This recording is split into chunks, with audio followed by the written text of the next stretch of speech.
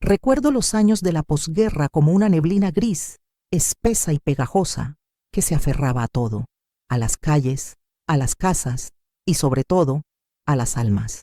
Yo era un niño, apenas levantaba un palmo del suelo, pero la miseria tenía un olor particular que se te metía en los huesos y nunca te abandonaba. Olía a humedad, a pan rancio, a miedo.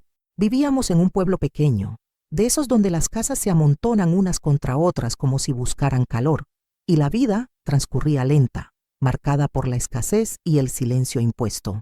Nuestra casa era de adobe, con un tejado de tejas viejas que cuando llovía no siempre cumplía su función. Teníamos 2 habitaciones, una para mis padres y la otra más pequeña, donde dormíamos mi hermano mayor, Antonio, y yo. Compartíamos un jergón de paja que se hundía por el centro, y en las noches frías nos acurrucábamos el uno contra el otro, buscando el calor que no nos daban las mantas raídas. Antonio era mi mundo, mi protector, mi faro en esa oscuridad que nos rodeaba. Me sacaba 6 años, y para mí era un gigante, fuerte y valiente, capaz de espantar cualquier sombra. Mis padres eran gente de campo, curtidos por el sol y el trabajo duro. Mi padre, un hombre de pocas palabras, llevaba en la mirada el peso de lo que habíamos perdido. La tierra, la esperanza, la dignidad. Trabajaba en lo que podía, en la obra, en el campo de algún señor, siempre con las manos agrietadas y el alma cansada. Mi madre, en cambio, era la chispa de la casa. Con lo poco que teníamos, hacía maravillas. Recuerdo el olor a leña quemada por las mañanas, cuando encendía el fuego para calentar el agua y preparar el café de cebada. Su voz, suave y melancólica, nos cantaba nanas antiguas mientras remendaba nuestra ropa una y otra vez, hasta que las prendas eran más parches que tela original. La comida era una preocupación constante. La olla siempre estaba medio vacía. Sopa de pan, lentejas aguadas, alguna patata si había suerte. Los domingos, si mi padre conseguía algún jornal extra, mi madre preparaba un guiso con un trozo de carne que nos parecía un manjar de reyes. Esos días, la casa se llenaba de un aroma diferente, a esperanza, a un atisbo de normalidad que duraba lo que tardábamos en vaciar el plato. Antonio siempre me cedía su parte más grande, o el trozo de carne si tocaba. «Tú necesitas crecer, chaval», me decía con una sonrisa que no le llegaba a los ojos. La escuela era un lujo que pocos podían permitirse, y nosotros no éramos de esos. Mi educación se limitaba a lo que mi madre me enseñaba por las noches, a la luz de un candil, a leer las pocas letras que conocía, a sumar y restar con piedras. Antonio, sin embargo, había ido unos años más, sabía leer y escribir con soltura, y eso lo convertía en una especie de sabio para mí. Me leía los periódicos viejos que mi padre traía a veces, llenos de noticias que no entendíamos del todo, pero que nos hacían soñar con un mundo más allá de nuestro pueblo. Nuestros días de niños no eran de juegos despreocupados. Mi tarea era ayudar a mi madre en lo que podía, recoger leña en el monte, buscar hierbas comestibles, cuidar de las pocas gallinas que teníamos. Antonio, al ser el mayor, tenía responsabilidades más pesadas. Acompañaba a mi padre al campo, cargaba sacos que parecían más grandes que él, o iba al pueblo vecino a vender lo poco que producíamos, pero también era mi compañero de aventuras. Nos escapábamos al río a pescar cangrejos, o subíamos a la colina más alta para ver el atardecer, imaginando cómo sería el mundo más allá de las montañas. Él me hablaba de ciudades grandes, de barcos que cruzaban el mar, de una vida donde no tuviéramos que preocuparnos por el plato de comida. Sus ojos brillaban entonces con una luz que pocas veces veía en los ojos de los adultos. A medida que fui creciendo, empecé a notar las sombras que se cernían sobre nuestra familia. Las conversaciones de mis padres se volvieron más silenciosas, más llenas de susurros. Hablaban de los tiempos que corren, de tener cuidado, de no llamar la atención. La Guardia Civil pasaba a menudo por el pueblo, y cada vez que lo hacían, un escalofrío recorría la espina dorsal de todos. La gente bajaba la mirada, se encerraba en sus casas. Había algo en el aire, una tensión que los niños no entendíamos del todo, pero que sentíamos como una punzada constante en el estómago. Antonio, mi hermano, empezó a cambiar. Ya no era solo el niño que jugaba conmigo. Sus hombros se ensancharon, su mirada se hizo más grave. Empezó a salir por las noches. A veces volvía muy tarde, con los ojos cansados y un silencio que no era el suyo. Mi madre le preguntaba preocupada, ¿a dónde iba? ¿Qué hacía? Él siempre respondía lo mismo, con una voz que intentaba ser despreocupada pero que no lo lograba. Cosas, madre, cosas para ayudar en casa. Y de vez en cuando aparecía con algo, un trozo de pan blanco, una lata de sardinas, incluso un par de zapatos para mí. Eran pequeños milagros en nuestra casa, pero venían envueltos en un halo de misterio. Mis padres se miraban, una mezcla de alivio y preocupación en sus rostros. Nunca preguntaban de dónde venía. Era una ley tácita, no preguntar lo que no se quería saber. Yo, con mis pocos años, no entendía la complejidad de sus acciones, pero sentía el peso de su secreto. Veía cómo se esforzaba por protegernos, por traer algo a la mesa cuando no había nada. Lo admiraba más que nunca. Él era el único que parecía tener la fuerza para enfrentarse a la miseria, para desafiar el destino que nos había tocado. Una noche lo vi discutir con mi padre en voz baja. Mi padre parecía asustado, intentaba convencerle de algo. Antonio, en cambio, tenía la mandíbula apretada, los ojos fijos. Escuché fragmentos. Es por ellos, padre. Alguien tiene que hacerlo. No podemos seguir así. Mi padre se rindió agotado y se llevó las manos a la cara. La tensión en casa crecía con cada día que pasaba. Antonio se volvía más esquivo, más callado. Sus ausencias eran más frecuentes y más largas. A veces, antes de irse, me apretaba la mano con fuerza, como si quisiera dejarme un mensaje en la palma. «Cuida de madre, chaval», me decía. Yo asentía, sin comprender del todo la gravedad de sus palabras. Creía que volvería. Siempre volvía.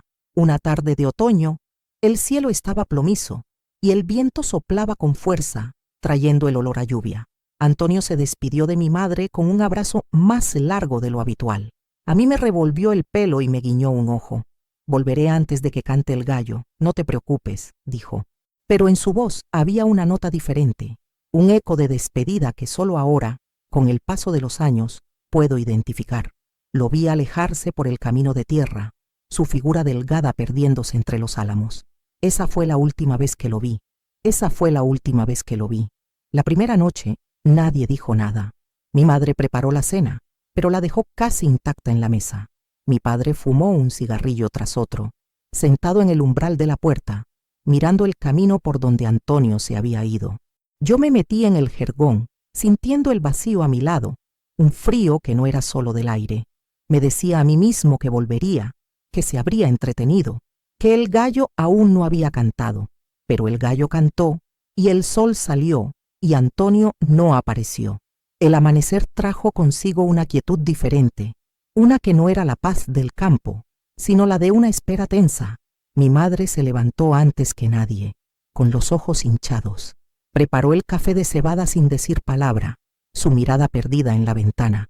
Mi padre salió al campo como cada día, pero su paso era más lento, su espalda más encorvada. Yo me quedé en casa, pegado a mi madre, sintiendo su angustia crecer con cada hora que pasaba. No había risas, no había canciones, solo el tic-tac monótono del reloj de pared y el silencio atronador de su ausencia. Los días se convirtieron en semanas. Las esperanzas se desvanecían como el humo de la chimenea. Mi madre empezó a enfermar de pena. Se pasaba las horas sentada en una silla, con la mirada fija en el camino, como si su voluntad pudiera traerlo de vuelta. A veces la oía llorar en silencio por las noches, un lamento ahogado que me partía el alma. Mi padre, por su parte, se volvió un muro. No hablaba de Antonio, no preguntaba. Era como si mencionar su nombre fuera invocar un peligro aún mayor, pero yo veía el dolor en sus ojos, la forma en que apretaba los puños cuando creía que nadie lo veía. La casa se convirtió en un mausoleo de recuerdos. Cada objeto, cada rincón nos hablaba de él. La comida se hizo aún más escasa. Antonio era quien, con sus cosas, traía esos pequeños alivios que nos permitían estirar el jornal de mi padre. Sin él, la miseria nos apretaba el cuello con más fuerza. Recuerdo días enteros con el estómago vacío, el dolor de la inanición que se convertía en parte de uno mismo. Mi madre intentaba disimularlo, dándonos a mi padre y a mí su ración, diciendo que no tenía hambre, pero sus huesos se marcaban bajo la piel y su energía se apagaba como una vela sin cera. Mi padre, desesperado, empezó a trabajar más horas, aceptando cualquier cosa, por poco que pagaran. Se iba antes del amanecer y volvía cuando las estrellas ya brillaban, exhausto, con las manos llenas de heridas y el alma vacía. La preocupación por Antonio se mezclaba con la angustia de no poder alimentar a su familia. La dignidad, que ya estaba maltrecha, se desmoronaba día a día.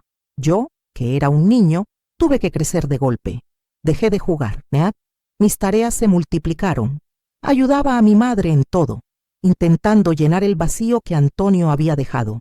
Recogía leña, cuidaba el huerto, iba a buscar agua al pozo, pero el peso de la casa era demasiado grande para mis pequeños hombros. Empecé a entender a mi manera que la ausencia de Antonio no era una simple partida. Había algo más: las miradas furtivas de los vecinos, los susurros cuando pasábamos, la forma en que la gente evitaba el tema. Había un miedo palpable en el aire, un miedo que se pegaba a las paredes de las casas. Un día, mi padre se armó de valor y fue a preguntar a algunos conocidos, gente de confianza, si sabían algo. Volvió con la cara más blanca de lo normal y un silencio aún más profundo. «Nadie sabe nada, hijo», me dijo, sin mirarme a los ojos. «Es mejor no preguntar. Es peligroso». Esa palabra peligroso se grabó a fuego en mi mente. Entendí que Antonio no se había ido por voluntad propia, o al menos no solo. Su secreto era algo que no se podía nombrar. La presencia de la Guardia Civil se hizo más notoria en el pueblo. Patrullaban las calles con sus tricornios, sus fusiles, sus miradas duras. Cada vez que los veía, sentía un escalofrío. Parecía que buscaban algo o a alguien, y aunque nadie lo decía en voz alta, todos sabíamos que la desaparición de Antonio estaba relacionada con ese ambiente de represión.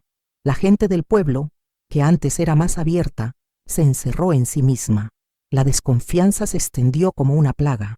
Nadie quería problemas, nadie quería ser el siguiente. Mi madre, en su desesperación, intentó ir a la capital, a la ciudad más grande, para preguntar en comisarías, en hospitales. Mi padre la detuvo. «No podemos, mujer, no tenemos dinero y es inútil. Si está en algún sitio no nos lo dirán, y si está en el otro sitio es peor». Esa frase, «en el otro sitio», me heló la sangre.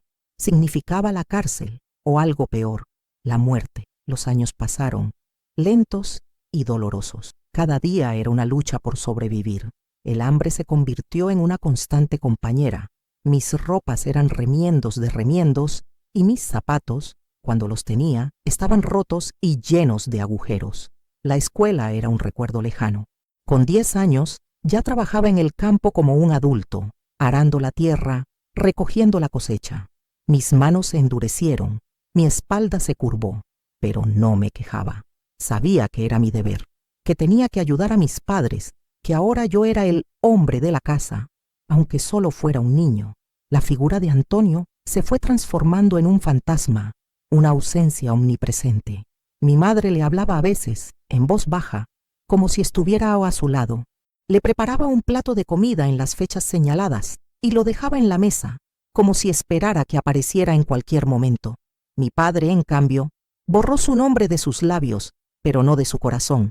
Lo veía por las noches, sentado junto al fuego, con la mirada perdida, y sabía que pensaba en él. Era un dolor silencioso, un luto sin tumba, sin despedida. Un invierno, el más crudo que recuerdo, la helada se llevó la poca cosecha que teníamos. No había nada que vender, nada que comer. Mi madre cayó enferma, una tos persistente que no la dejaba dormir. Mi padre se desesperó. No había dinero para el médico ni para medicinas. La casa se sentía más fría que nunca, no solo por el invierno, sino por la desesperanza. Fue entonces cuando mi padre tomó una decisión terrible. Teníamos una pequeña parcela de tierra, la única herencia que le quedaba de sus padres. Era poca cosa, pero era nuestra, un símbolo de nuestra identidad. Mi padre se vio obligado a venderla. Recuerdo el día en que firmó los papeles. Su mano temblaba y sus ojos estaban llenos de lágrimas contenidas. «Es por tu madre, hijo», me dijo, con la voz rota. «No podemos dejarla morir. Fue un sacrificio inmenso. el último clavo en el ataúd de nuestra pequeña prosperidad. Con ese dinero pudimos comprar medicinas para mi madre y algo de comida, pero la tierra, nuestra tierra, se fue para siempre. La venta de la parcela nos dejó aún más desamparados. Mi padre, ya sin tierra propia, se convirtió en un jornalero a tiempo completo, trabajando para otros, a merced de lo que quisieran pagarle. La humillación era constante. Yo lo acompañaba siempre que podía, aprendiendo el oficio de la tierra, sintiendo el sol quemar mi piel y el peso de la azada en mis manos, pero el trabajo era irregular y el dinero apenas alcanzaba para el día a día. La gente del pueblo, aunque no hablaban abiertamente, nos miraba con una mezcla de lástima y distancia. Sabían que Antonio había estado involucrado en algo que no era legal, algo que la autoridad no toleraba, y su desaparición era una advertencia para todos. Nos convertimos en una familia marcada, la familia del desaparecido. Eso nos aislaba aún más. No teníamos amigos, no teníamos a nadie en quien confiar de verdad. La soledad se hizo nuestra compañera. A veces por las noches, cuando el silencio era más profundo, me atrevía a preguntarle a mi padre sobre Antonio. ¿Crees que volverá, padre? Él suspiraba, un sonido ronco y cansado. No lo sé, hijo, ojalá, pero la gente que se va así rara vez vuelve. Y luego añadía con una voz apenas audible, si vuelve que sea para bien, si no, que esté donde esté, que esté en paz. Esas palabras me daban escalofríos, significaban que mi padre ya no esperaba su regreso, solo su paz, donde quiera que estuviera. Yo, sin embargo, me aferraba a la esperanza. Me imaginaba a Antonio volviendo un día por ese mismo camino con la misma sonrisa, trayendo consigo la solución a todos nuestros problemas. Me aferraba a los recuerdos de su risa, de sus historias, de la forma en que me protegía. Era mi manera de mantenerlo vivo, de no dejar que la tristeza lo borrara por completo. Un día, cuando ya era un adolescente, fui al pueblo vecino a llevar unas pocas verduras que habíamos cultivado. En la taberna, escuché a unos hombres hablar en voz baja. Mencionaron el nombre de Antonio. Me acerqué disimulando, intentando escuchar. Hablaban de contrabando, de ayudar a los de fuera, de pasos en la sierra. Mi corazón empezó a latir con fuerza. Uno de ellos dijo, lo cogieron seguro, o lo mataron. Se metió en camisa de 11 varas. El otro respondió, era un buen chaval, pero muy valiente. Demasiado para estos tiempos. Esas palabras me golpearon como un puñetazo. No eran rumores, eran afirmaciones. Antonio no se había ido, lo habían cogido o matado.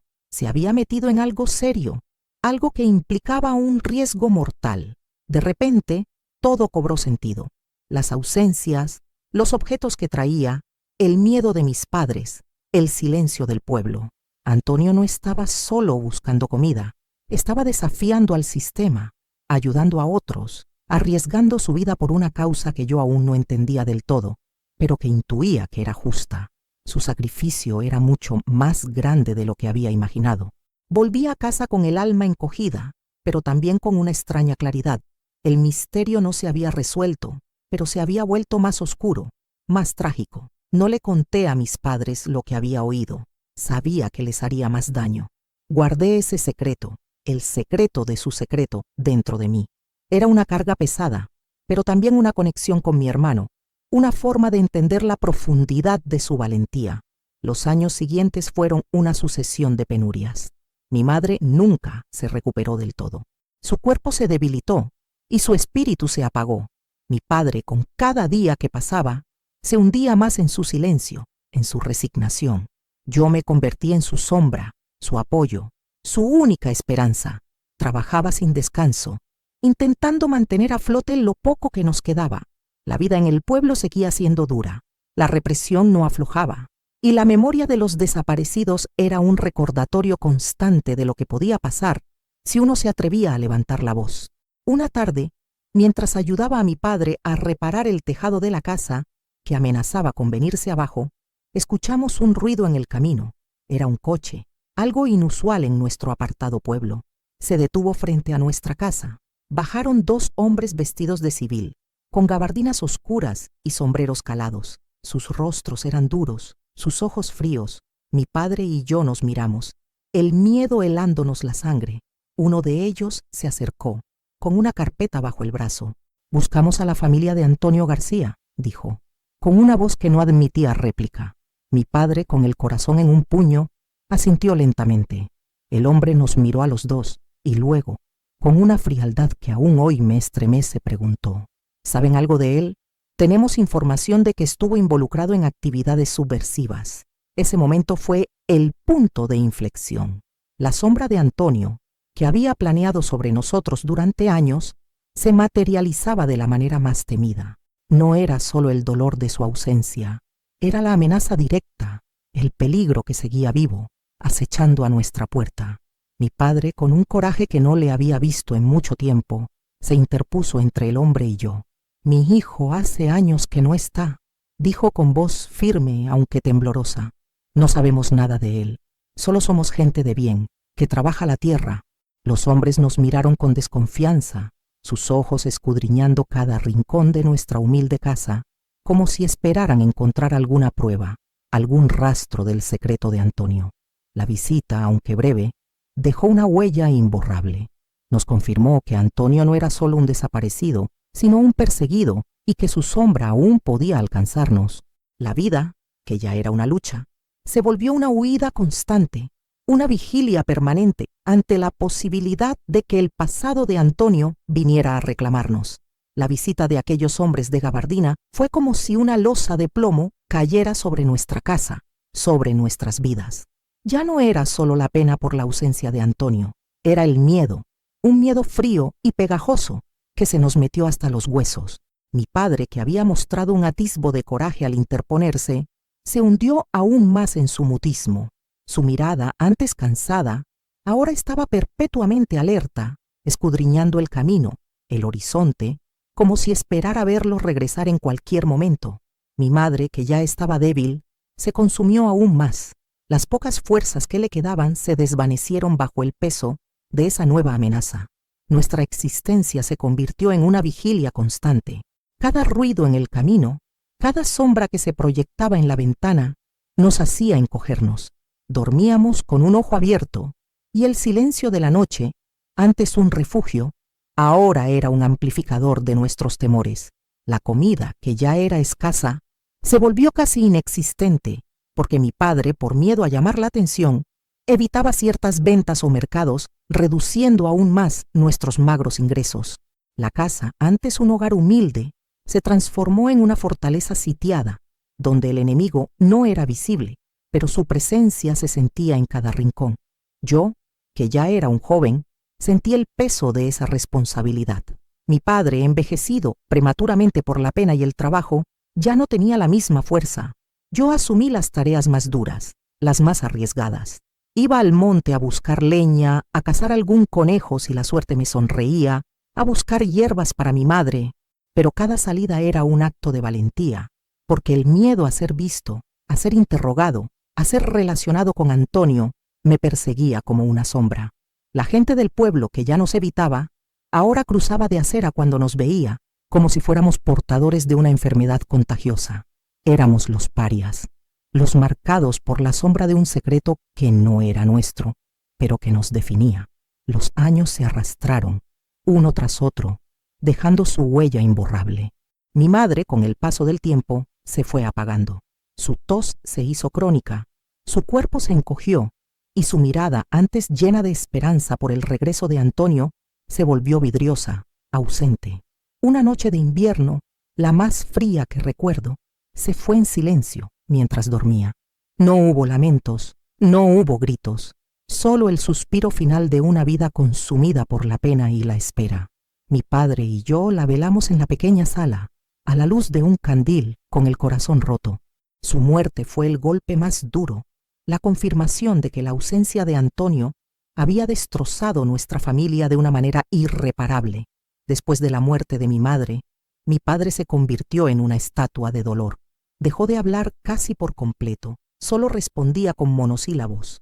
Sus ojos, antes llenos de una chispa de vida, aunque fuera de sufrimiento, ahora estaban vacíos. Yo me convertí en su cuidador, su sombra.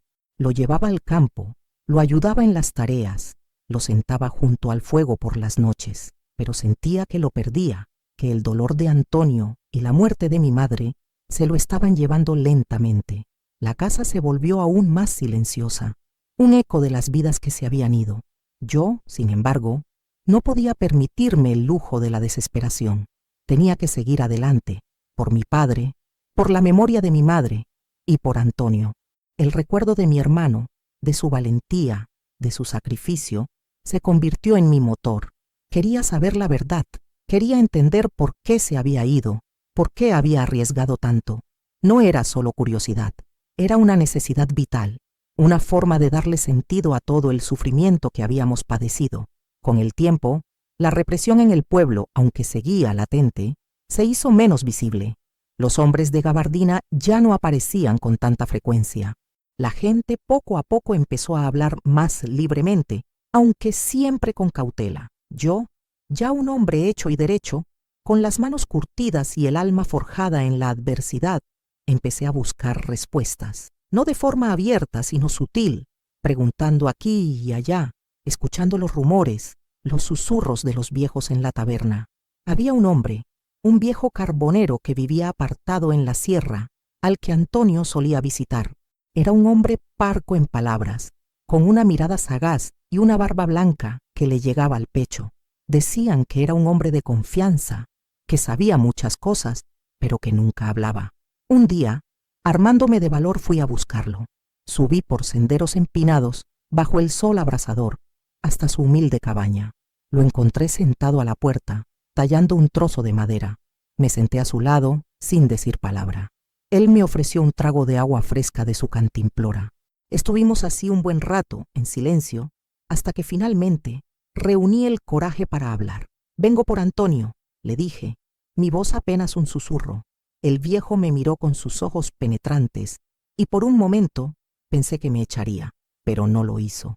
Solo suspiró, un sonido largo y cansado, como el viento que sopla entre los pinos. Antonio era un buen muchacho, dijo finalmente, su voz áspera como la corteza de un árbol.